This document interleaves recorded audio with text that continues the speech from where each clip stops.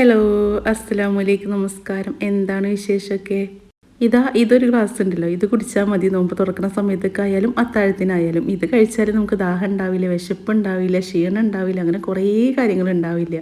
അപ്പോൾ ഇത് നോമ്പ് തുറക്കുന്ന സമയത്തൊക്കെ നമ്മൾ ഉണ്ടാക്കി വെക്കുകയാണെങ്കിൽ നമുക്ക് അത്താഴം വരെ കൊണ്ടുപോകാം കേട്ടോ. പിന്നെ വേറെ ചൂടാക്കി അങ്ങനെയൊന്നും വേണ്ടത്, ചൂടാറിയിട്ട് കുടിക്കാനാണ് ടേസ്റ്റ് കൂടുതൽ. അപ്പോൾ ഇത് ഏറ്റവും കൂടുതൽ അത്താഴത്തിനാണ് കേട്ടോ ആൾക്കാർ കുടിക്കുക. അത് കുടിച്ചാൽ പിന്നെ ദാഹവും വിശപ്പും അങ്ങനെ ഒന്നും ഉണ്ടാവില്ല എന്നുള്ള ക്ഷീണവും ഉണ്ടാവില്ല, നല്ലതാണ്, ശരീരത്തിന് തണുപ്പുമാണ്.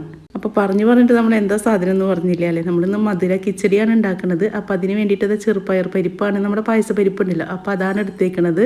അപ്പോൾ ഞാനിവിടെ 3/4 കപ്പ് പായസപ്പരിപ്പ് എടുത്തിട്ടുണ്ട്. അതിൻ്റെ കുറച്ചിട്ടാണ് ഞാൻ ബിരിയാണി അരി എടുത്തേക്കുന്നത്. ഈ ബിരിയാണി അരി ഇല്ലെങ്കിൽ നമുക്ക് പച്ചരി വെച്ചിട്ട് ഉണ്ടാക്കിയെടുക്കാം കേട്ടോ. ഇനി പച്ചരി ഇല്ലെങ്കിൽ നമുക്ക് സേമിയയും പരിപ്പും വെച്ചിട്ട് അങ്ങനെ ഉണ്ടാക്കിയെടുക്കാം. പക്ഷേ ഏറ്റവും ടേസ്റ്റ് നമുക്ക് ബിരിയാണി അരിയും അതുപോലെ ഈ പായസപ്പരിപ്പും കൂടി വെച്ചുണ്ടാക്കുമ്പോഴാണ്. അപ്പോൾ ഇത് രണ്ടും കൂടി കഴുകിയിട്ട് നമുക്കൊരു കുക്കറിൽ ഇട്ട് കൊടുക്കാം വേവിച്ചെടുക്കാൻ വേണ്ടിയിട്ട്. അപ്പോൾ ഇതിൻ്റെ ഒരു 3 ഇരട്ടി വെള്ളം വെച്ച് കൊടുക്കുക കേട്ടോ. നമുക്കൊരു 2 വിസിൽ അടിച്ചെടുത്താൽ മതി. അപ്പോൾ ഇത് ഇങ്ങനെ തിളച്ച് പോകാതിരിക്കാൻ വേണ്ടിയിട്ടാണ് കേട്ടോ 3 ഇരട്ടി വെള്ളം വെച്ച് കൊടുക്കുന്നത്. കൂടുതലായി തിളച്ച് പോവും. അപ്പോൾ വേണമെങ്കിൽ വെള്ളം നിങ്ങൾ അളന്നിട്ട് ഒഴിച്ച് കൊടുത്തോളോ. ഇനി ഇതിലേക്ക് കുറച്ച് ഉപ്പിട്ട് കൊടുക്കുക. എന്നിട്ട് നന്നായിട്ട് ഇളക്കിയതിൻ്റെ ശേഷം നമുക്ക് അടച്ചിട്ട് ഒരു 2 വിസിൽ അടിച്ചെടുക്കണം. അപ്പോഴത്തേനും നന്നായി വെന്ത് വരും. അപ്പോൾ അത് അടച്ച് വെച്ചിട്ട് നമുക്കൊന്ന് വിസിലടിക്കാൻ വെക്കാം. അപ്പോൾ അത് അവിടെ ഇരുന്ന് വിസിലടിക്കട്ടെ. അപ്പോഴത്തേനും നമുക്ക് നാളികേരപ്പാൽ എടുക്കണം. ഇത് പശുമ്പാൽ ഉണ്ടാക്കിയെടുക്കരുത് കേട്ടോ, നാളികേരപ്പാലിൽ തന്നെ ഉണ്ടാക്കിയെടുക്കണം. അപ്പോൾ 2ാം പാലും എടുത്തിട്ടുണ്ട്, 1ാം പാലും എടുത്തിട്ടുണ്ട്. ഒരു ചെറിയ നാളികേരാണ് കേട്ടോ ഞാൻ എടുത്തേക്കുന്നത്. അപ്പോൾ അതാ പാല് മാറ്റി വെച്ച് അപ്പോഴത്തേനും നമ്മുടെ പായസപ്പരിപ്പൊക്കെ വെന്ത് വന്നിട്ടുണ്ട്. അപ്പോൾ പായസപ്പരിപ്പും ചോറും കൂടി ആയി വന്നിട്ടുണ്ട് കേട്ടോ. ഇനി ഇതുപോലെ ഒന്ന് ഉടഞ്ഞ് കിട്ടണം. നന്നായി ഉടഞ്ഞ് പോകരുത്, എന്നാൽ നന്നായി വേവും വേണം. അപ്പോൾ അങ്ങനെ ആക്കി എടുക്കുക. ഇനി അതിലേക്ക് നാളികേരപ്പാൽ ഒഴിച്ചെടുക്കുക. 2ാം പാൽ ഒഴിച്ച് കൊടുത്തിട്ടുണ്ട്. ഇനി ഒന്ന് നന്നായി ഇളക്കിയെടുക്കുക. നമുക്ക് കട്ടൊക്കെ ഉണ്ട്, കട്ടൊക്കെ ഒന്ന് പോകണം. അപ്പോൾ അതുവരെ ഒന്ന് ഇളക്കിയിട്ട് എടുക്കുക. ഇനി വേണമെങ്കിൽ കുറച്ചും കൂടി പാൽ ഒഴിച്ച് കൊടുക്കുക കേട്ടോ. ഞാൻ കുറച്ച് പാൽ അവിടെ മാറ്റി വെച്ചിട്ടുണ്ട്. ഇനി ഇത് നമുക്ക് നല്ല ലൂസായിട്ടല്ല കേട്ടോ, നമ്മൾ കുറച്ച് കട്ടിയിലാണ് കുടിക്കുന്നത്. അപ്പോൾ അത് കാരണം വേണമെങ്കിൽ കുറച്ച് പാലും കൂടി ഒഴിച്ച് കൊടുക്കാം. അപ്പോൾ ഇതൊന്നും കൂടി നമുക്ക് കട്ടൊക്കെ തീർത്തതിന് ശേഷം കുറച്ചും കൂടി പാൽ ഒഴിച്ച് കൊടുക്കുക കേട്ടോ. അപ്പോൾ നാളികേരപ്പാൽ ഞാൻ ഒഴിച്ച് കൊടുത്തിട്ടുണ്ട്. അപ്പോൾ ഇതുപോലെ ഇത്ര ലൂസിലാണ് ഉണ്ടാക്കിയെടുക്കുന്നത് കേട്ടോ. ഇനി 1ാം പാലും കൂടി ഒഴിച്ച് കൊടുക്കാണ്ടല്ലോ. അപ്പോൾ ഇതിലേക്ക് ആവശ്യത്തിലുള്ള മധുരം ഇട്ട് കൊടുക്കണം. പഞ്ചസാരയാണ് ഞാൻ ഇട്ട് കൊടുക്കുന്നത്. ഇനി ശർക്കര ഇട്ടിട്ടും ഉണ്ടാക്കിയെടുക്കുക. എന്നാലും എനിക്കിഷ്ടം പഞ്ചസാര ഇട്ടിട്ടാണ് ഈ കിച്ചടി ഉണ്ടാക്കാൻ. അപ്പോൾ പഞ്ചസാരയാണ് ഇട്ട് കൊടുക്കുന്നത്. ഇനി അത് നന്നായിട്ടൊന്ന് ഇളക്കി യോജിപ്പിച്ച് എടുക്കുക. അപ്പോൾ എൻ്റെ വീടിൻ്റെ ഭാഗത്തേക്കൊന്നും ഇല്ല കേട്ടോ ഇങ്ങനെ ഒരു മധുര കിച്ചടി. ഞാനിത് കല്യാണം കഴിഞ്ഞ് പോയതിൻ്റെ ശേഷമാണ് ആദ്യമായിട്ട് കഴിക്കുന്നത്. ഞാൻ ഈ കിച്ചടി എന്നൊക്കെ പറഞ്ഞപ്പോൾ നമ്മളവിടെയൊക്കെ കറിയാണല്ലോ കിച്ചടി ഉണ്ടാക്കുക എന്ന് പറയുമ്പോൾ. അപ്പോൾ ഇതെന്താവും ഈ സാധനം എന്ന് വിചാരിച്ച് നോമ്പിനാണ് കേട്ടോ അവിടെ സ്ഥിരമായിട്ട് ഉണ്ടാക്കുക. എല്ലാ ദിവസവും ഉണ്ടാക്കും. അത്താഴത്തിന് ഇതാണ് അവർ കഴിക്കുക.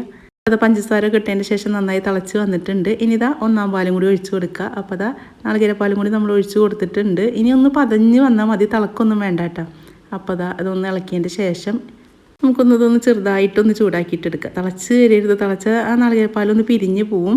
അപ്പോൾ അത് കാരണം നമുക്കൊന്ന് പതഞ്ഞ് വന്നാൽ മതി. അപ്പോൾ പതഞ്ഞ് വരുന്നുണ്ട്. ഇനി ഇതിലേക്ക് ഏലക്കപ്പൊടിയും കൂടി ഇട്ട് കൊടുക്കണം കേട്ടോ. അത് ഞാൻ മറന്നു പോയിട്ടുണ്ടായിരുന്നു.